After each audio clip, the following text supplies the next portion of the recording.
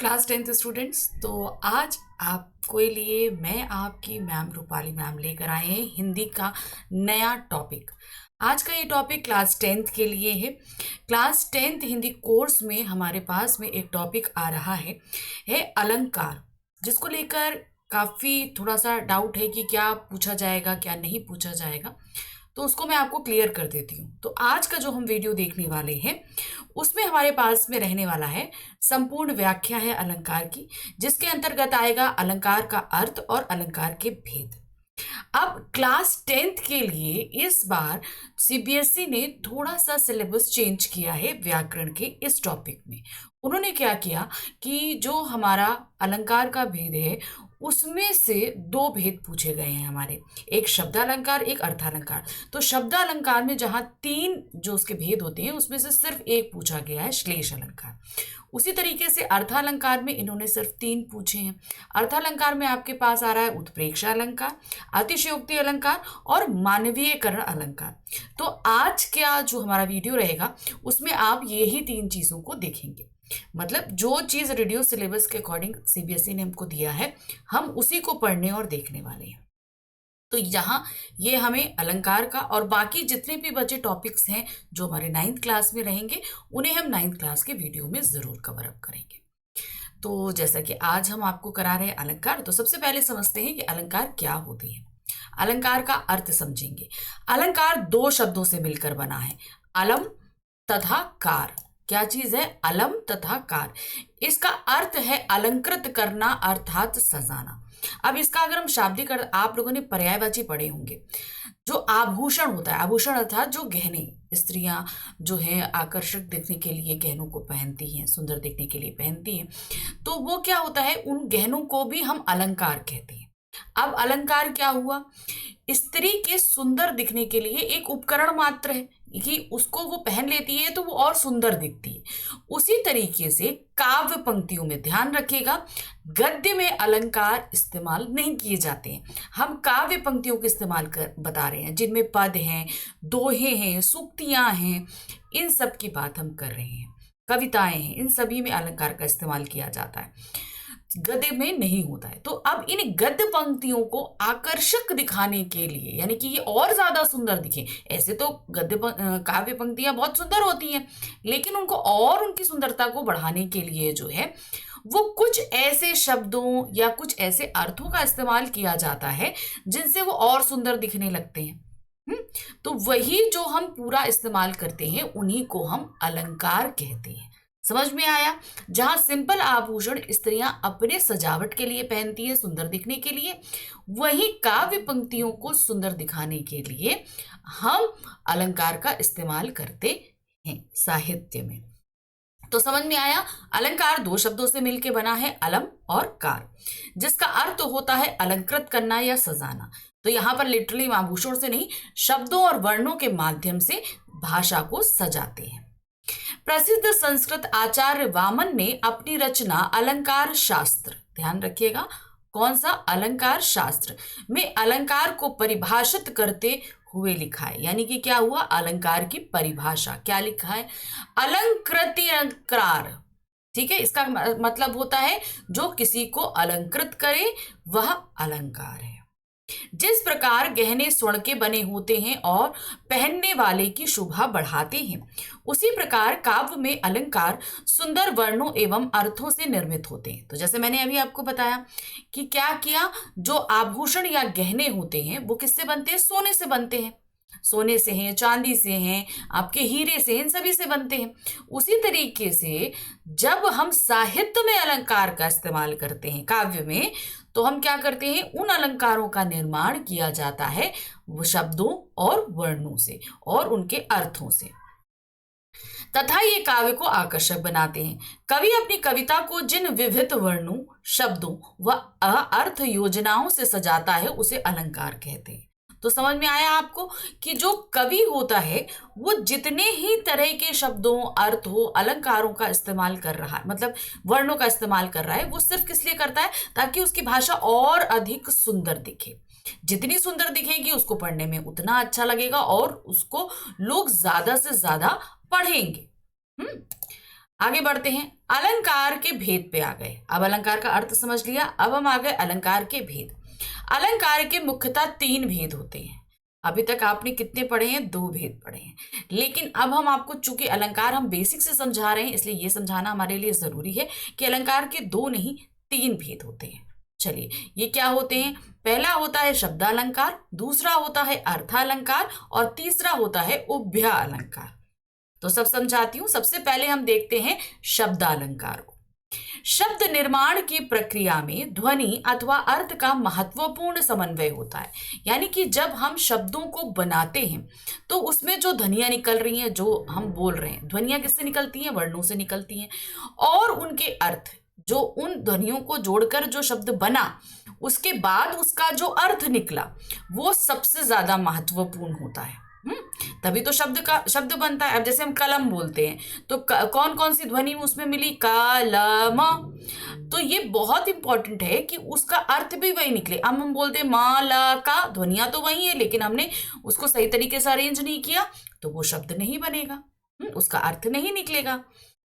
ध्वनि के आधार पर काव्य में उत्पन्न विशिष्टता अथवा साज सज्जा शब्दालंकार की सृष्टि करते हैं। तो बेसिकली ऐसे समझिए कि जो चीज हमारे सामने लिखी हुई है, शब्द लिखे ना, शब्द ही तो, शब्दों से ही तो वाक्य बनते हैं, उन्हीं से तो काव्य बनेगा। ऐसा तो है नहीं कि कोई और चीज काव्य का निर्माण करेगी। वर्ण है, वर्णों से शब्द बनेंगे, शब्दों से वाक्य बनेंगे और वाक्य से ही हम सारा काव्य लिखेंगे। अब वो जो हम सामने शब्द लिख रहे हैं, ध्यान दीजिएगा, जो लिख रहे हैं जो शब्द, उनको देखने में जो सुंदरता है, अभी हम अर्थ में नहीं जा रहे, शब्दालंकार में जो लिखा हुआ है उसी में सुंदरता होती है। हम उसके अर्थ में जाते हैं अर्थालंकार में। सामने शब्दालंकार, जो लिखा शब्द है उसी में चमत्कार होता है, उसी में जो है सुंदरता होती है।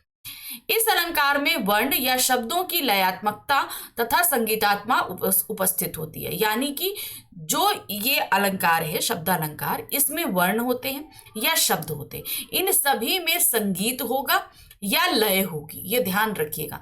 जैसे शब्दालंकार के अंदर हमारे पास कौन सा आता है? एक अनुप्रास अलंकार आता है ना, आप सभी ने पढ़ा होगा पहले भी अनुप्रास अलंकार। तो अनुप्रास अलंकार में क्या होता है? एक ही वर्ण कई बार आता है। अब उसमें संगीत कैसे होता है? जैसे बोलते ना, चारु चंद्र की चंचल किरणें खेल रही थी जलथल में। अब इसमें देखिए संगीत है, लय भी है कि नहीं? मेरा गाना इतना अच्छा नहीं है, मैं इतना अच्छा गा नहीं पाती, इसलिए मैं आपको गा के नहीं बता रही, सिर्फ लय से बता रही हूँ। उसी तरीके से आप लोग बहुत सारी चीजें, जैसे हम लोग बचपन पे खेलते थे, वो बोलते थे ना, चंदू के चाचा ने चंदू की चाची को चांदनी चौक में चांदी के चम्मच से चटनी चटाई। अब इसमें 4 वर्ण की आमनत्ती है। देखिए, ये एक खेल था, लेकिन इसमें लय है कि नहीं है? तो यहाँ पर जो भी हम वर्ण या शब्द इस्तेमाल करेंगे उसमें हमेशा लय रहेगी। जिस रचना में शब्दों के कारण सौंदर्य उत्पन्न होता है वहां शब्दालंकार होता है। समझ में आ गया? शब्दों के कारण सुंदरता होगी, वहां शब्दालंकार होगा। शब्दालंकार वर्णगत, शब्दगत, वाक्यगत होते हैं। यानी कि वो वर्णों के भी होते हैं, शब्दों के भी होते हैं और वाक्यों के भी होते हैं। अब इनमें कौन कौन से भेद होते हैं शब्दालंकार के? अनुप्रास अलंकार, यमक अलंकार, श्लेष अलंकार इत्यादि प्रमुख शब्दालंकार हैं। वैसे तो और भी होते हैं, लेकिन जो प्रमुख तौर पे हैं वो सिर्फ 3 माने जाते हैं। ठीक है, अनुप्रास अलंकार, यमक अलंकार और श्लेष अलंकार। लेकिन हम आज के वीडियो में सिर्फ श्लेष अलंकार पढ़ेंगे, ध्यान रखिएगा, क्योंकि आपके सिलेबस में सिर्फ श्लेष अलंकार है। चलिए आगे आते हैं। नेक्स्ट है हमारा अर्था अलंकार। अर्थालंकार क्या होता है? ऐसे शब्द जो वाक्य में प्रयुक्त होकर उसके अर्थ को चमत्कृत या अलंकृत करते हैं, अर्थालंकार कहलाते हैं। अब यहाँ पर हमें शब्दों, सामने लिखे शब्दों में अलंकार नहीं होगा। अब जो भी पंक्तियां या सूक्तियां दी गई होंगी उनको जब हम पढ़ लेंगे और उनके अर्थ को निकालेंगे, तब उसमें सुंदरता होगी। ये ध्यान रखिएगा, जो हम सामने पढ़ रहे हैं, जो देख रहे हैं, उसमें ना होकर जब उसके अर्थ को हम पढ़ेंगे तो उसमें सुंदरता हमारे पास में होगी।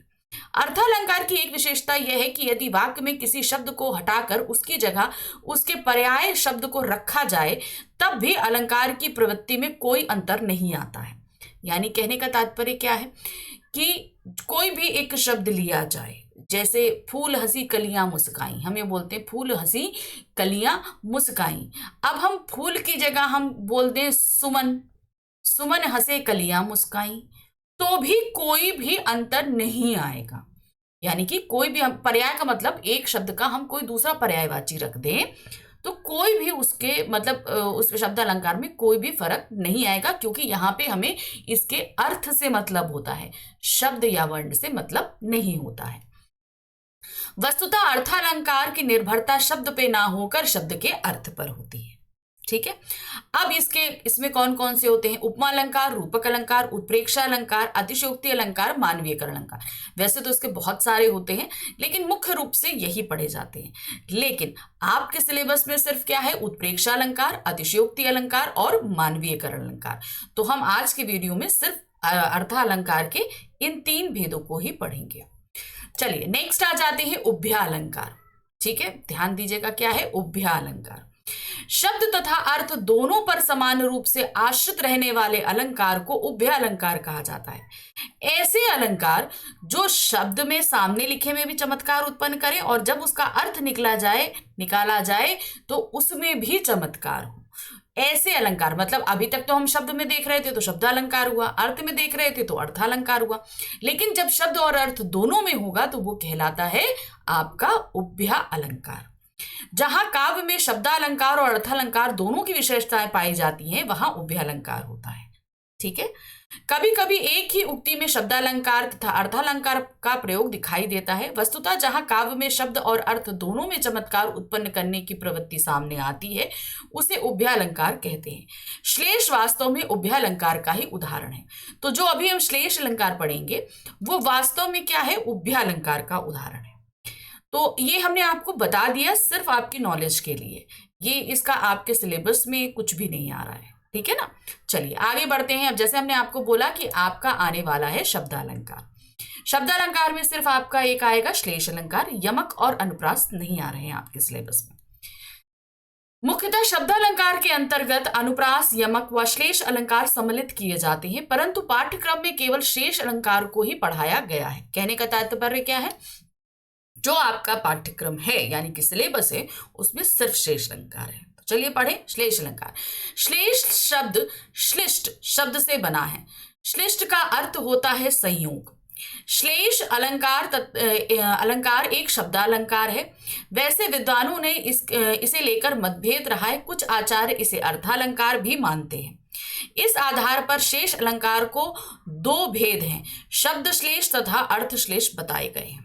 ठीक है। अब इसको मैं आपको बताती हूँ। सबसे पहले श्लेष का मतलब समझिए। श्लेष का मतलब होता है श्लिष्ट।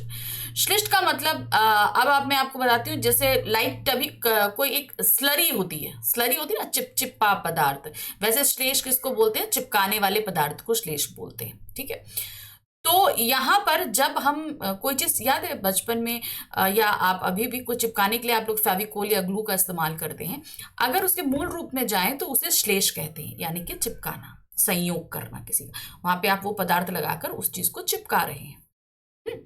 तो यहां पर क्या होगा? श्लेष का अर्थ होता है जहां पर एक ही शब्द के साथ 2 अर्थ जुड़े हो या कई अर्थ जुड़े हो, 2 से अधिक अर्थ जुड़े हो, तो उसे हम कहते हैं। तो श्लेष का मेन अर्थ होता है श्लिष्ट। श्लिष्ट मतलब संयोग, यानी जहां पर जोड़ना, कई चीजों को आपस में जोड़ देना। अब विद्वानों को लेकर इसका मतभेद है। कुछ कहते हैं श्लेष जो है वो शब्दालंकार का है, कुछ कहते हैं श्लेष अर्थालंकार का है। इसी आधार पर श्लेष अलंकार को 2 भागों में विभक्त भी किया गया है। एक है शब्द श्लेष तथा दूसरा है अर्थ श्लेष। समझ में आया? आगे बढ़ते हैं। श्लेष अलंकार में एक शब्द एक से अधिक अर्थों को संयुक्त कर वाक्य में स्पष्ट करता है। यानी कि शब्द एक इस्तेमाल किया जाएगा लेकिन उसके साथ जो है बहुत सारे अर्थ जुड़े होंगे, एक नहीं कई सारे अर्थ जुड़े होंगे। अर्थात जब किसी शब्द का प्रयोग एक ही बार किया जाता है पर उसके एक से अधिक अर्थ निकलते हैं, वह श्लेष अलंकार कहलाता है। मतलब कोई भी एक सूक्ति लेंगे, उस सूक्ति में सिर्फ आपको जो शब्द है वो एक ही बार इस्तेमाल किया गया, लेकिन जब हम उसके अर्थ को पढ़ने चले, जब उसको पढ़े तो उस शब्द के अर्थ को हमने कई के साथ जोड़ा। इसीलिए मतभेद है यहाँ पर, क्योंकि श्लेष में हमें अर्थ भी निकालना पड़ता है तभी, तो इसलिए मतभेद है कि कुछ का कहना है कि भाई जब अर्थ निकालना है तो ये अर्थालंकार में होना चाहिए। हमें सामने पढ़ने में शब्द के अनुसार उसको सुंदरता आती है, इसलिए उसे शब्दालंकार में भी रखा गया है। चलिए पढ़ते हैं। अब उदाहरण देखते हैं, उदाहरण के थ्रू हम आपको ये चीज ज्यादा अच्छे से समझा पाएंगे। क्या है? रहीमन पानी राखिए, बिन पानी सब सून, पानी गए न उबरे, मोती मानस चून। अब यहां पर अगर आप पूरी दोहा पढ़ेंगे तो आप देख रहे हैं पानी शब्द 3 बार इस्तेमाल हुआ है, लेकिन अलंकार सिर्फ जो है ये नीचे वाली पंक्ति में है, ऊपर वाली पंक्ति में नहीं है। यहां पर ये जो पानी शब्द है इसके साथ एक बार इस्तेमाल करने से इसमें 3 के अर्थ जुड़े हैं, मोती, मानुस और चून के लिए अलग अलग अर्थ है। कैसे हैं? चलिए देखिए, पढ़ते हैं। रहीमन पानी राखिए, रहीम जी कहते हैं कि पानी जो है वो बहुत ही महत्वपूर्ण है। बिन पानी सब सून, यानी कि अगर पानी नहीं होगा तो उसके बिना सब कुछ सूना है। कैसे? पानी गए ना उबरे, अगर पानी है तो पानी नहीं रहेगा, तो पानी गए ना उबरे, मोती मानस चून। अब यहां पर पानी गए ना उबरे, पानी का अर्थ कैसे? मोती के लिए है चमक। अब जो मोती है वो कहाँ होती है? गहरे समुद्र में होती है। अगर वो उस गहरे समुद्र में नहीं रहे तो मोती के अंदर वो चमक नहीं आ पाएगी। ठीक, मोती का अस्तित्व किस पर निर्भर है? पानी पर निर्भर है। मानुष अर्थात मनुष्य, मनुष्य के लिए पानी जो है वो क्या है? वो है उसका हम क्या कहते हैं? आत्मसम्मान, सेल्फ कॉन्फिडेंस जिसको हम बोलते हैं, मतलब हमारे जो प्राइड होता है, अपना जो सम्मान करना होता है।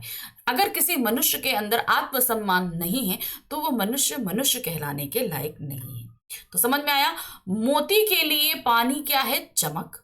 मनुष्य के लिए पानी क्या है? आत्मसम्मान।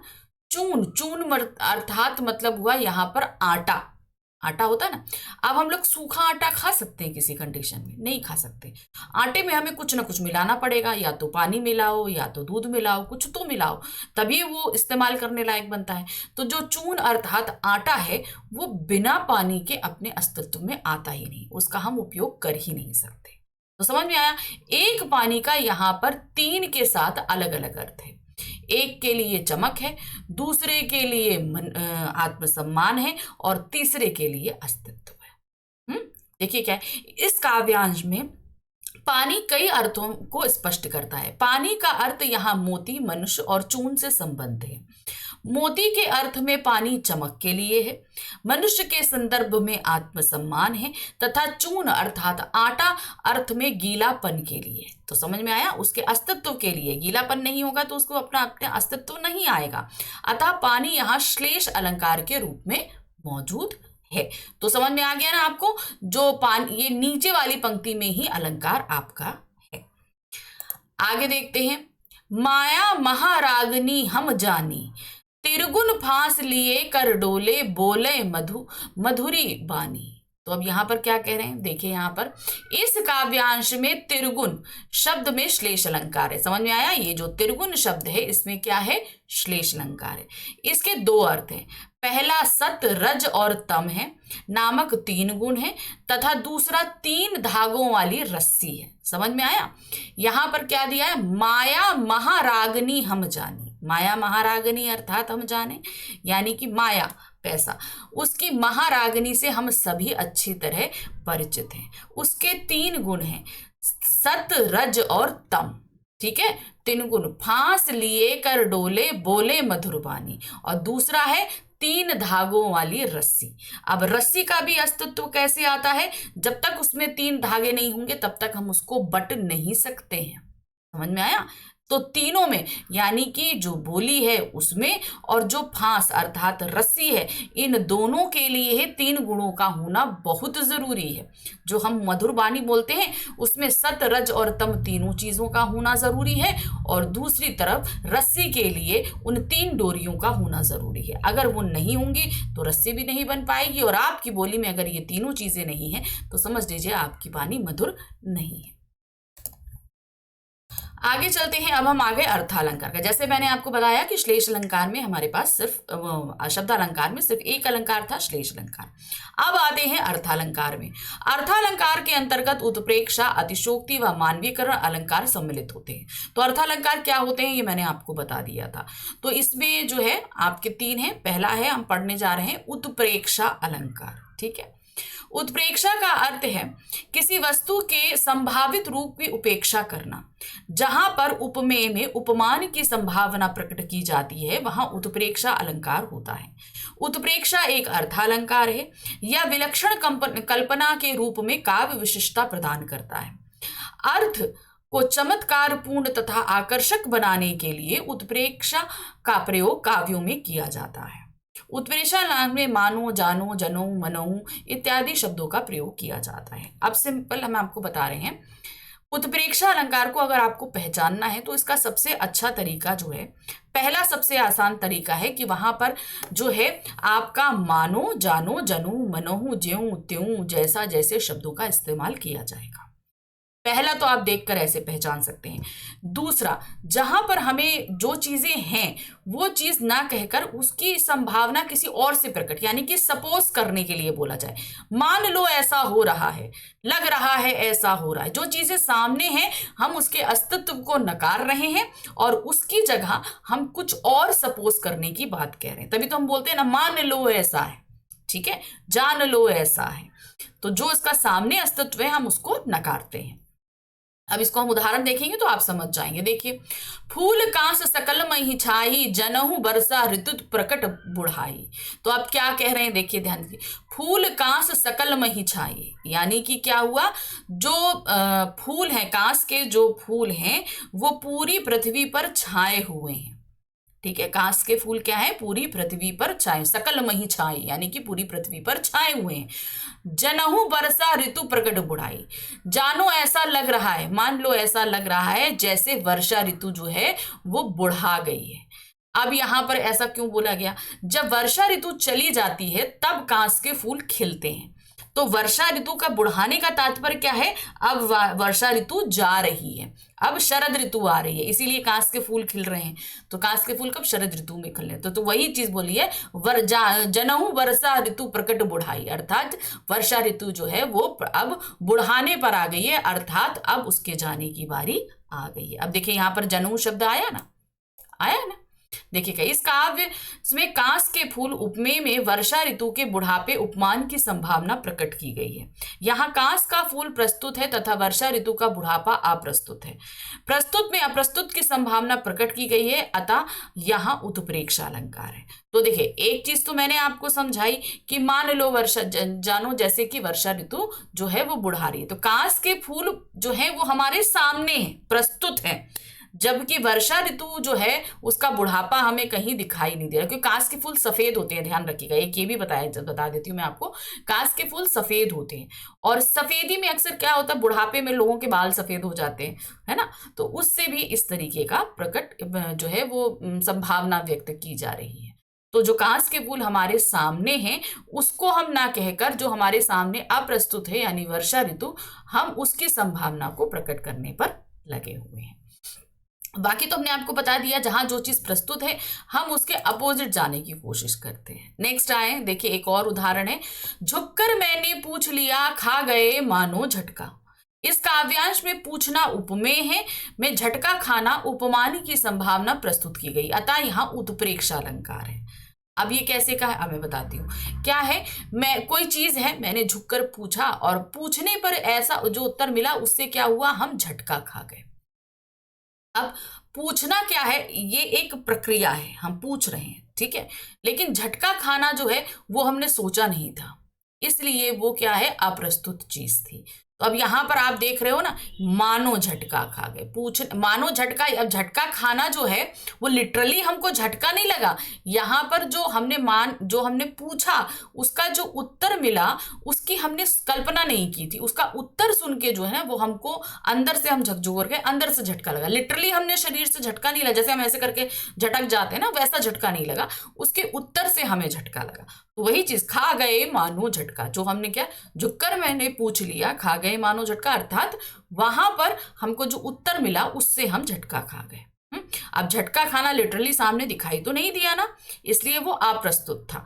जबकि पूछना, जो हम झुकना जो झुक रहे थे हम, वो तो सबने देखा, लेकिन हमारा झटका जो हमें मन के अंदर लगा उसे किसी ने नहीं देखा, इसलिए यहां पर उत्प्रेक्षा अलंकार है। तो मैंने यहां पर आपको 2-3 तरीके से समझा दिया कि आप उत्प्रेक्षा अलंकार को कैसे पहचान सकते हो। ठीक है, चलिए नेक्स्ट आते हैं अतिशयोक्ति अलंकार। जब किसी की अत्यंत प्रशंसा करते हुए कोई बात बहुत बढ़ा चढ़ाकर अथवा लोक सीमा का उल्लंघन करके कही जाए, तब वहां अतिशयोक्ति अलंकार उपस्थित होता है।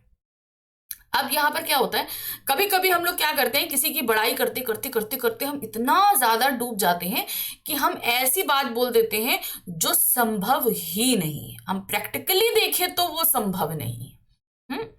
तो वही होती है अतिशयोक्ति। अतिशयोक्ति यानी कि बढ़ा चढ़ाकर कही गई बात। अब इसको हम कैसे पहचानेंगे, देखिए यहाँ पे, हनुमान की पूंछ में लगन न पाई आग, सारी लंका जरी गई गए निशाचर भाग। अब यहाँ पर क्या कह रहे हैं, हनुमान की पूंछ में आग भी नहीं लग पाई और सारी लंका जल गई और जितने राक्षस थे वो सब भाग गए। अभी बताइए कि अगर हनुमान की पूंछ में आग नहीं लगेगी तो वो उछल के जाके कैसे आग लगाएंगे, पॉसिबल नहीं है ना। तो ये तो कवि ने जो है ना बहुत बढ़ा चढ़ाकर बात को बोल दिया ना। तो वही चीज यहां पर बोली गई है कि भाई आग लगेगी तब हनुमान जी इधर से उधर कूदेंगे तो तभी तो लंका में आग लगी होगी। ऐसे थोड़ी ना आग लगी नहीं और फालतू में जल गई लंका, ऐसे तो नहीं हुआ होगा। तो ये क्या था, ये हनुमान जी की बड़ाई करते हुए कुछ बात को ज्यादा ही बढ़ा चढ़ाकर कह दिया गया, इसलिए यहां पर जो है अतिशयोक्ति अलंकार है। देखिए क्या है, यहां हनुमान की पूंछ में आग लगने के पहले ही सारी लंका का जलना और राक्षसों के भागने का बढ़ा चढ़ाकर वर्णन होने से अतिशयोक्ति अलंकार है। ठीक, समझ में आ गया। चलिए नेक्स्ट आते हैं हम मानवीयकरण अलंकार पे। जहां जड़ वस्तुओं अर्थात प्रकृति पर मानवीय चेष्टाओं का आरोप किया जाता है वहां मानवीयकरण अलंकार होता है। यह एक अर्थालंकार है। अब इसको आप कैसे समझोगे, देखिए, जितनी भी प्राकृतिक चीजें हैं, नदी, पहाड़, फूल, हवा, बादल, जो कोई भी है, जितनी भी जो प्राकृतिक चीजें हैं, उनकी जो हरकतें हैं वो मानवों की कही जाए। जैसे हंसना है, मुस्कुराना, ये कौन करता है, ये तो मानव करते हैं। ठीक है ना। तो अगर हम, जैसे हमने अभी आपको उदाहरण भी दिया था, फूल हंसे कलियां मुस्काई, तो अब फूलों का हंसना और कलियों का, फूल और कलियां क्या है, ये प्राकृतिक चीजें हैं ना। अब हंसना क्या है, मानवों द्वारा संपन्न किया जाता है। तो यहाँ पर प्राकृतिक चीजों का जो भी लक्षण है वो मानवों के लक्षणों से मिला दिया जाए तो वो कहलाता है मानवीयकरण अलंकार। उदाहरण देखिए, आ रही रवि की सवारी, नव किरण का रथ सजा, कली कुसुम के पथ पर बादलों से अनुचर ने स्वर्ण की पोशाक धारी। अब यहां बोल रहे हैं आ रही रवि की सवारी। रवि कौन है, रवि अर्थात सूरज। अब सूरज क्या है, प्राकृतिक है। सूरज क्या है, प्राकृतिक है। अब सवारी कौन लेकर आता है, राजा महाराजा लेकर आते हैं जो कि मनुष्य हैं। तो सूरज की जो सूरज का आना जो है वो मनुष्य के लक्षणों से कंपेयर किया गया, इसलिए यहां पर क्या हो गया, मानवीयकरण अलंकार। तो अब क्या कह रहे हैं, जो सूरज है वो अपनी सवारी लेकर आ रहा है, नव किरण का रथ सजाया। उसका रथ किसका है, नव किरणों का है। अब यहां पर नहीं है क्योंकि रथ जो है वो मानव तो है नहीं। कली कुसुम से पथ सजा, यानी कि सुबह सुबह सब कलियां खिल जाती हैं, फूल खिल जाते हैं, इसलिए बोला गया क्या, कली और कुसुम से जो है पूरा रास्ता सजा हुआ है। बादलों से अनुचरों ने, अब बादल क्या है, प्राकृतिक, अनुचर अर्थात सेवक, जो होते हैं सेवा करने वाले। तो बादलों को सेवा करने वाला, अब सेवा करने का काम कौन करता है, मनुष्य करते हैं, इसलिए इस पंक्ति में भी आपका क्या हो गया, मानवीयकरण अलंकार ने। अब जो बादलों के जो अनुचर रूपी जो बादल हैं उन्होंने स्वर्ण की पोशाक धारण की है। सुबह सुबह जब सूरज निकलता है तो सुनहरा वातावरण होता है उनकी किरणों से, तो बादल भी सुनहरे हो जाते हैं। तो ये बोला गया है कि जो बादल रूपी जो सेवक हैं उन्होंने सुनहरी पोशाकों को धारण किया हुआ है। इस काव्यांश में सूर्य यानी रवि का मानवीयकरण करके उसकी एक ऐसे राजा से कल्पना की गई है जो धरती पर उतरने की तैयारी में है। इसमें बादलों को अनुचर कहा गया है। समझ में आ गया। चलिए नेक्स्ट उदाहरण देखते हैं, फूल हंसे कलियां मुस्काई। तो उसमें क्या कह रहे हैं, यहाँ फूलों का हंसना, कलियों का मुस्कुराना मानवीय चेष्टाएं हैं, अर्थात यहाँ फूलों की तुलना मानव से कर दी गई है। तो ये बिल्कुल भी आप समझिए, जैसे मैंने भी बोला फूल हंसी, अब फूल और जो कलियां हैं वो प्राकृतिक हैं और हंसना मानवों द्वारा किया जाता है, इसलिए यहाँ पर जो प्राकृतिक चीजें थी उसे मानवों की जो लक्षण है उनसे कंपेयर किया गया, इसलिए यहाँ पर आपका क्या हो गया, मानवीयकरण अलंकार। तो देखा कितने अच्छे से हमने सारी चीजें समझ ली, अलंकार हमारा पूरा कंप्लीट हो चुका है। तो अब इस चीज को लेकर आप बिल्कुल भी जो है डाउट मत कीजिएगा कि अभी हमने अलंकार अलंकार हम आपको पूरा समझा चुके हैं, पूरी तरीके से क्लियर हो चुका है।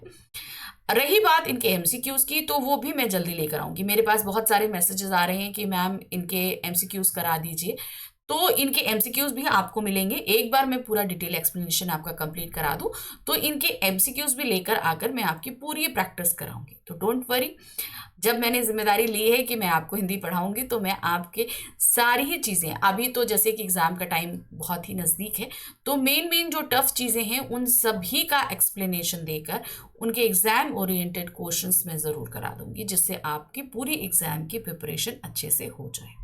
ठीक है, और बाकी साल भर तो आपको डिटेल एक्सप्लेनेशन मिलते ही रहेंगे। तो यहाँ पर ये वीडियो खत्म करती हूँ, लेकिन अभी हमारे पास में जो है और भी बहुत से टॉपिक है व्याकरण के। अभी कोर्स ए के तो मैंने काफ़ी टॉपिक करा दिए हैं, अब कोर्स बी के भी मैं लेकर आऊँगी। तो नेक्स्ट वीडियो में मिलेंगे फिर से व्याकरण के एक नए टॉपिक के साथ। Thank you, bye bye.